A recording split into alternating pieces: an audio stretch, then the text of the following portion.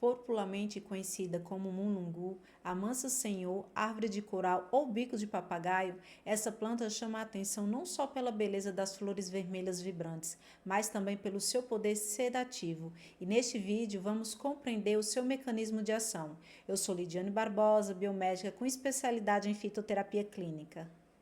Agora eu te pergunto, quantas noites você já passou acordada com a mente acelerada pedindo só um pouco de silêncio por dentro? O mulungu pode te ajudar a encontrar essa paz. O gênero Eretrina, a qual o mulungu pertence, é enorme. São cerca de 115 espécies espalhadas por praticamente todas as regiões tropicais. Porém, quando falamos em prescrição segura, nós seguimos o que está descrito em fontes oficiais, como o livro Monografias de Plantas Medicinais Brasileiras e Aclimatadas e a própria Farmacopeia Brasileira e artigos científicos. A Farmacopeia Brasileira é um livro oficial que reúne todas as normas e padrões de qualidade das plantas medicinais usadas com segurança pelo prescritor. E nesses documentos, apenas algumas espécies da eretrina estão descritas como medicinais. Agora, como o mulungu age no cérebro baseado em estudos em roedores? De forma simplificada, o mulungu potencializa a ação do GABA. O GABA é um neurotransmissor inibitório e quando está ativo, ele reduz a agitação, alivia a ansiedade e induz o relaxamento. Estudos indicam que os alcaloides do mulungu interagem exatamente nesse sistema GABAérgico, de modo muito parecido com os benzodiazepínicos, como o diazepam. Em um outro artigo também mostrou que há uma melhora no sono profundo, o sono REM. Um estudo publicado em 2017 com 26 participantes, onde cada voluntário estudou 60 palavras completamente novas, junto com seus respectivos significados. Os participantes que tiveram mais tempo de sono REM obteve um desempenho significativamente melhor na lembrança das palavras. Isso sugere que o sono REM tem um papel essencial na consolidação da memória. Ele organiza o que foi aprendido e integra as novas informações às memórias que já existem. Agora pensa comigo, quando a mente está ansiosa, acelerada, em alerta, é quase impossível atingir essas fases restauradoras do sono. E é justamente aí que o mulungu atua. Por modular o sistema GABAérgico, ela ajuda o corpo a desacelerar e reduzir a tensão interna e permitir que o sono profundo aconteça naturalmente. Também vale ressaltar que leva a um relaxamento muscular. Com isso, o cérebro tem tempo para restaurar, processar emoções, consolidar a memória. Em outras palavras, o mulungu não apenas acalma, mas ajuda o cérebro a funcionar melhor. Na farmacopeia brasileira, existe orientação importante. O mulungu não deve ser utilizado por pessoas com insuficiência cardíaca ou arritmia. Quando fui buscar a origem científica dessa recomendação, não encontrei nenhum artigo clínico que comprovasse diretamente a relação entre o mulungu e arritmias. O mais provável é que essa advertência venha de autores clássicos da fitoterapia, possivelmente de obras impressas, a quais eu não tive acesso no digital. Então, o que isso significa na prática? A farmacopeia é uma referência oficial e quando ela orienta cautela, nós seguimos. Por isso, qualquer pessoa com histórico de problemas cardíacos, como insuficiência cardíaca ou arritmias, deve evitar o uso do mulungu. O uso é proibido a gestantes e lactantes. No idoso, não vejo que seja interessante, já que causa um relaxamento muscular aumentado.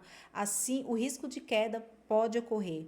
Outro ponto importante é que o mulungu pode ter um leve efeito hipotensor. Os seus alcaloides promovem relaxamento e isso pode diminuir a pressão arterial em algumas pessoas. Esse efeito não transforma o mulungu em um tratamento para hipertensão, mas significa que ele pode reduzir a pressão, principalmente em pessoas que já têm tendência à pressão baixa ou quem fazem uso de medicamentos antihipertensivos. Na minha prática clínica, a prescrição não se baseia apenas na planta em si. Eu considero uma anamnese completa, avaliando o histórico da saúde, as queixas atuais, medicamentos em uso, padrão de sono e outros fatores importantes. A partir dessa avaliação individual, eu decido se a erva medicinal realmente se encaixa no caso da pessoa e se é segura. A história do mulungu não começou nos laboratórios, ela começou muito antes, na observação das comunidades tradicionais. Durante séculos, povos indígenas, grupos ribeirinhos e comunidades rurais perceberam que certas partes da planta, principalmente a casca e as folhas, produziam um efeito calmante e ajudavam a diminuir a agitação e facilitando o descanso. Esse conhecimento empírico passado de geração em geração é o que construiu as primeiras bases do uso terapêutico do mulungu. Na prática, esse uso popular muito consistente. O mulungu sempre aparece associado a momentos de tensão emocional, nervosismos, noite mal dormida e estado de irritabilidade. É uma planta escolhida quando a pessoa está acelerada demais, quando o corpo não consegue relaxar ou quando a mente fica presa em ciclos de preocupação. E o interessante é que esse padrão de uso se repete em diferentes regiões do Brasil, o que dá força à tradição. O mais importante é entender que o uso empírico não é aleatório. Ela nasce da repetição dos resultados observados ao longo do tempo. As pessoas utilizavam, percebiam o efeito e continuavam transmitindo este conhecimento. E é justamente esse histórico rico e bem estabelecido que motivou a ciência moderna a estudar a planta mais a fundo e investigar sua composição química e seus possíveis mecanismos de ação. A tradição abriu o caminho e a ciência começou a perguntar quais componentes do mulungu sustentam esses efeitos tão reconhecidos na prática popular. E a resposta começa justamente na química natural que a planta produz para sobreviver, onde o Erythrina mulungu é conhecido por ser uma planta muito rica em metabólitos secundários.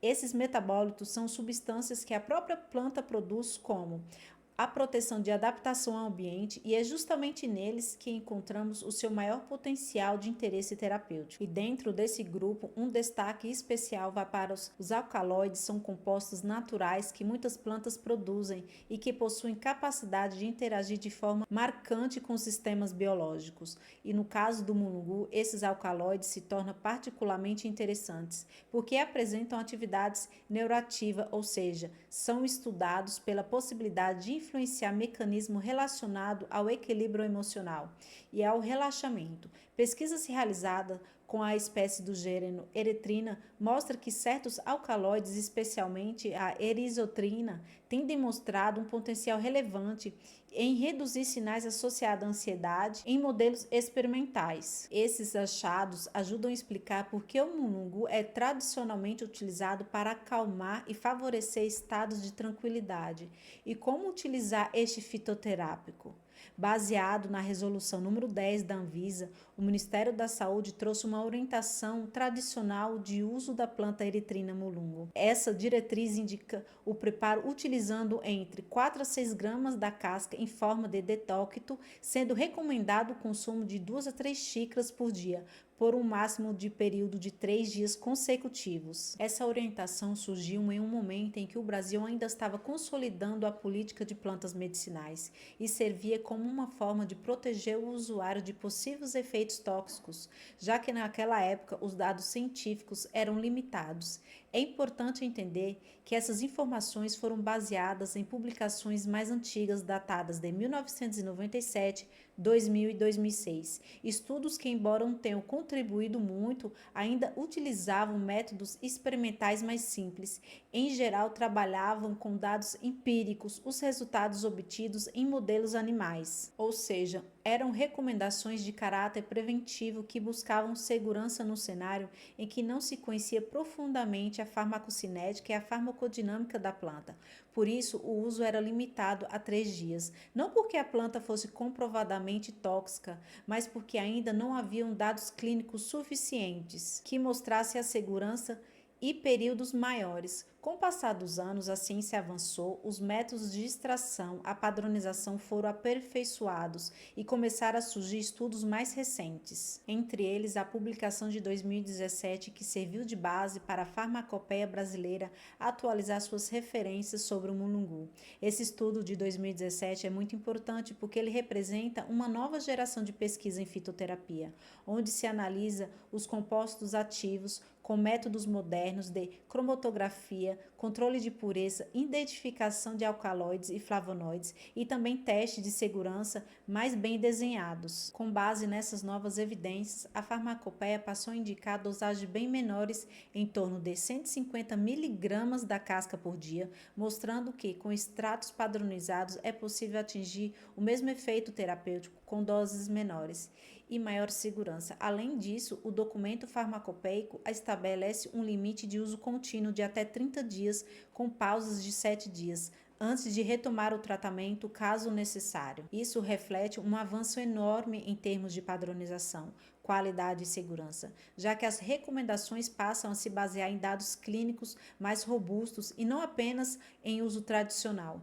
E aqui está um ponto mais importante: a ciência não é estática. O que era considerado adequado há 20 anos pode ser aprimorado ou até superado conforme surgem novos estudos. Por isso, é essencial que o prescritor e o profissional da saúde estejam sempre atualizados, acompanhando as revisões da farmacopeia, as novas resoluções da Anvisa e principalmente os estudos científicos mais recentes. Esse exemplo do mulungu mostra como a fitoterapia evolui. Saímos de uma recomendação empírica de 4 a 6 gramas por 3 dias para um padrão moderno de 150 miligramas padronizados de até 30 dias de uso, com intervalo de segurança. E isso é o reflexo da maturidade da ciência das plantas medicinais, que avança não apenas no conhecimento dos efeitos, mas também na segurança e na precisão terapêutica. Por isso é fundamental que o uso de qualquer planta medicinal, mesmo as que parecem simples, o ideal é que seja prescrita por um profissional habilitado,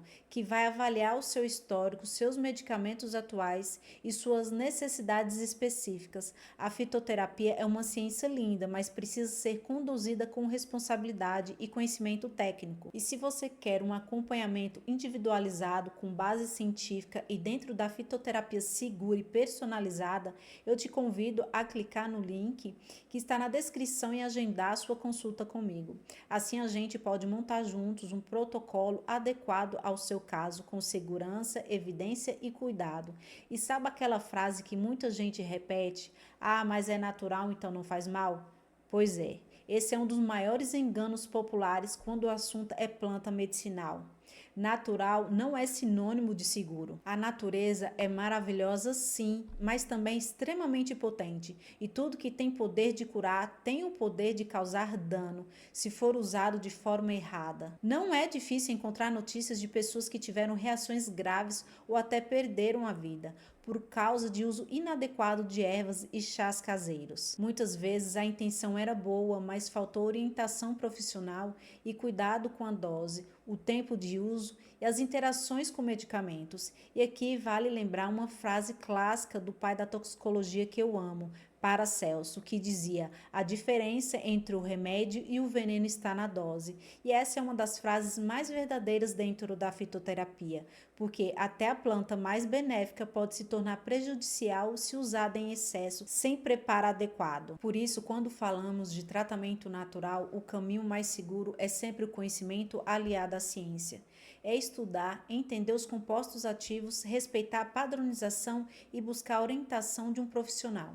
A fitoterapia é uma ferramenta incrível, mas precisa ser usada com consciência e responsabilidade. E agora, se você ficou com dúvidas ou quer que eu fale sobre algum fitoterápico específico ou qual erva trata tal condição, deixa aqui nos comentários que em breve farei um vídeo respondendo vocês. Até o próximo vídeo. Consciência e o cuidado que vem da natureza.